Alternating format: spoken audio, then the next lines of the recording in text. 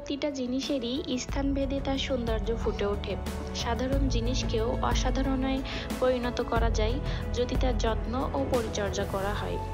এই যেমন এই গাছটি গ্রামগঞ্জে কিন্তু বাগানে হয়ে থাকে, আর গ্রামগঞ্জে এটাকে আগাছা হিসাবে গণ্য করা হয়, কিন্তু শহরে এটাকে ইনডোর প্ল্যান্ট হিসাবে অনেক চড়াই দাম দিয়ে নার্সারি থেকে মানুষ কিনে থাকে।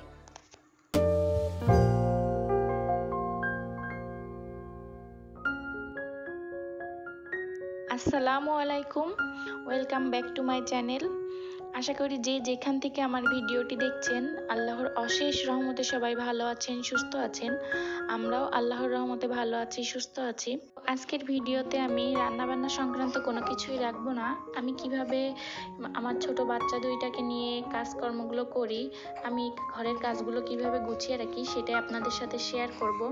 আর রান্নাবান্না সব কিছু আমি তো করেই নিয়েছি দুপুরে। তো আমি আজকে ব্লগটি শুরু করেছি আসলে রাত থেকে। আমি রাতের বেলায় কি করেছি সেটাই আপনাদেরকে শেয়ার করব। আর রাতের বেলাতেই কিন্তু এখন যত বাসার কাজ আছে, মানে ফার্নিচার গোছানো থেকে শুরু করে সেই সব কিছুই কিন্তু আমি রাতের বেলাতেই করে রাখছি। কারণ দিনের বেলাতে যেহেতু রান্না বান্না থাকে সেটা নিয়ে ব্যস্ত থাকি, আর রাতের বেলা তো ফ্রি আছি, তো সেই কারণে রাতের বেলাতেই আমি সব কিছু গুছিয়ে নিচ্ছি। আর দুইটা বাবুই কিন্তু আমার সাথেই আছে, তাদেরকে নিয়েই আমি কিভাবে কাজটা করছি এটাই দেখবেন। আর এই তো এখন আমার চোখ গেছে এই যে আমার যে ঘরের ভিতরে যে মানি প্ল্যান্টটা, এই প্ল্যান্টটার পানি অনেকটাই কমে গেছে। তো এই মানি প্ল্যান্টটার পানিটা চেঞ্জ করে দেব, আর গাছটাও একটু ধুয়ে দেব। একটু সাদা সাদা ভাব চলে এসেছে, ময়লা পড়েছে, তো সেই কারণে ভাবছি যে আগে পানিটা চেঞ্জ করে দিই, তো তারপরে এইটাকেও পরিষ্কার করে নিব। প্রতিটা মানুষের জীবনেই কিন্তু পরিবর্তন আসে, আর পরিবর্তনটা আসলে প্রতিনিয়তই কিন্তু হয়। মানুষের জীবনে যখন স্বামী স্ত্রী আসলে দুইজন থাকা হয় তখন দেখবেন যে একরকম চলা হয়, যখন একটা বাচ্চা থাকে তখন কাজকর্মগুলো একরকমভাবে গুছিয়ে নেওয়া হয়, আর যখন দুইটা বাচ্চা হয় তখন কিন্তু কাজের ধরন আরও একটু চেঞ্জ হয়।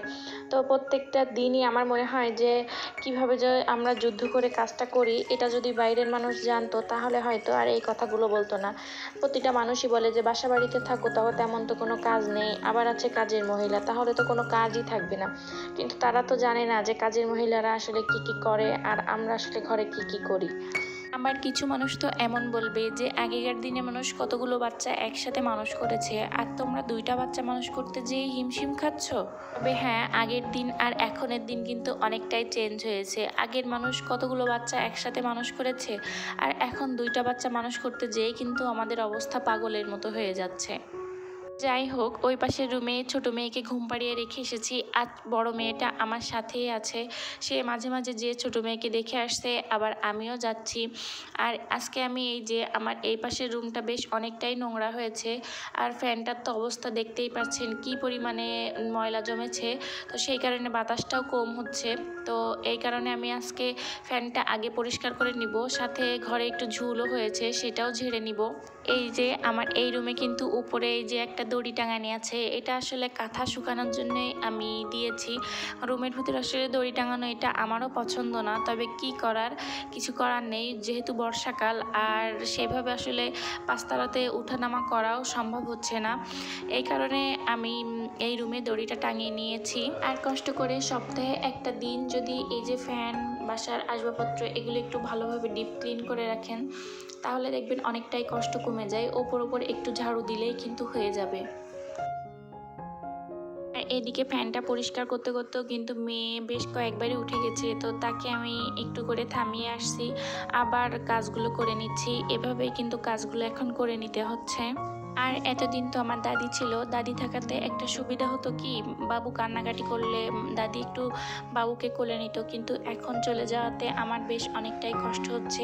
কারণ যখন কান্নাকাটি করছে তখন তো আমাকেই দৌড়াই যে তাকে নিতে হচ্ছে। আমার বড় মেয়েটাও তো অনেকটাই ছোট, তাকেও তো দেখে রাখা লাগে। এই কারণে আর কি বলবো, দুইটা মেয়ে নিয়ে কিন্তু বেশ অনেকটাই কষ্ট হচ্ছে। আবার আরেকটা জিনিস হচ্ছে, আমি যখন কাপড় নিয়ে ছাদে যাই তখন ছোট মেয়েকে বাসায় রেখে যাই। ওই যে মুরব্বীরা বলে বলে না যে মাথার কাছে একটা লোহা দিয়ে রেখে যাওয়ার জন্য, তো এটা তো করি, তারপরেও মাথায় অনেকটাই টেনশন থাকে যে কখন বাসা থেকে মানে ছাদ থেকে ফিরবো দ্রুত, এই টেনশনটা তো মাথায় থাকে। আবার ঘরে রেখে গেলেও আমি খুব টেনশনের মধ্যেই থাকি, কারণ তাকে তো আমি ঘুম পাড়িয়েই যাই। তবে ঘুম থেকে উঠে যদি আমাকে না দেখে ছোট মানুষ কান্নাকাটি করবে, এটা তো সবসময় মাথায় কাজ করে। তবে কি করব, কিছুই করার নেই। সেই কারণে যখন যেমন পারছি ধুমধাম করে সব কাজগুলো এভাবেই করে নিচ্ছি। আগে কি করতাম, যে সময় ঘর ঝাড়ু দিতাম সেই সময় ফার্নিচার মোছার জন্য এক্সট্রা টাইম নিয়ে কিন্তু সব কিছু করতাম। তবে এখন ওই যে বললাম, সব কিছু দ্রুত করার জন্য চেষ্টা করি। তো ঘরটা ঝাড়ু দেওয়ার সময় ফার্নিচার মুছতে গেলেও কিন্তু বেশ অনেকটাই সময় লাগে। তো সেই কারণে এই যে রাত্রেবেলা যে সময়টুকু পাই কিংবা বিকালবেলা যে সময়টুকু পাই, সেই সময়ে আমি এইগুলো করে রাখি। তবে বাসাতে তো কাজের আপা আছে, কিন্তু নিজের কাজ নিজে করার মাধ্যমে যে স্যাটিসফ্যাকশনটা কাজ করে সেটা কিন্তু অন্যের মাধ্যমে আসলে হয় না। তখন মনে হয় যে না, এইভাবে করিনি কিংবা এখানে ময়লা আছে। তো সেই কারণে কি করি, আমি নিজেই কিন্তু এইগুলো করে নিই। এই ঘরের সব ফার্নিচারগুলো আমি খুব সুন্দর করে ডিপ ক্লিন করে নিয়েছি। আর এক সপ্তাহ মতো এগুলো আর ডিপ ক্লিন করা লাগবে না, একটু উপর উপর ঝাড়ু দিলেই ময়লাগুলো চলে গেলেই হবে। তারপরে আবার এক সপ্তাহ পরে আমি এগুলো ডিপ ক্লিন করে নিব। আমি কিন্তু ফার্নিচার মোছা ব্রাশ দিয়ে এগুলো আসলে ডিপ ক্লিন করে নিয়েছিলাম। ওটা আসলে ওইভাবে ভিডিও করা হয়নি, কারণ ওই যে বাবু কান্নাকাটি করছিল, তো সেই কারণে হয়তো ভিডিও করেছিলাম, ভিডিওটা ডিলিট হয়ে গেছে কিংবা জানি না আমি আসলে ভিডিওটা করেছিলাম কি আদেও, সেই কারণে ওইটা আপনাদের সাথে শেয়ার করতে পারলাম না। এই যে দেখলেন যে কি পরিমাণে ধুলাবালু বের হয়েছে, এই ধুলাবালুগুলো কিন্তু আসলে নাকে যেয়ে আমাদের শ্বাসকষ্টের সমস্যা হয়। তো আমাদের উচিত সপ্তাহে একটা বার ফ্যান পরিষ্কার করে নেওয়া। এই ফ্যানেই কিন্তু সব ময়লাগুলো আসলে বাদে, আর এই ময়লাগুলো কিন্তু আসলে টানেও সবসময় ফ্যানেই। আবার বাসাতে যখন গোলপ ধরানো হয় তখন দেখবেন যে এই গোলপের ধুলাগুলো কিন্তু ফ্যানেই টানে আর ফ্যানেই সব কিছু আটকিয়ে যায়। তো এই যে আমার এই পাশের রুমটাও ক্লিন করা হয়ে গেছে, তো আপনাদের সাথে সেটাই একটু শেয়ার করছি। হ্যাঁ, আপনারা খেয়াল করবেন আমার প্রতিটা দরজার ওপরেই কিন্তু একটা কাপড় না হলে গামছা দেওয়া আছে।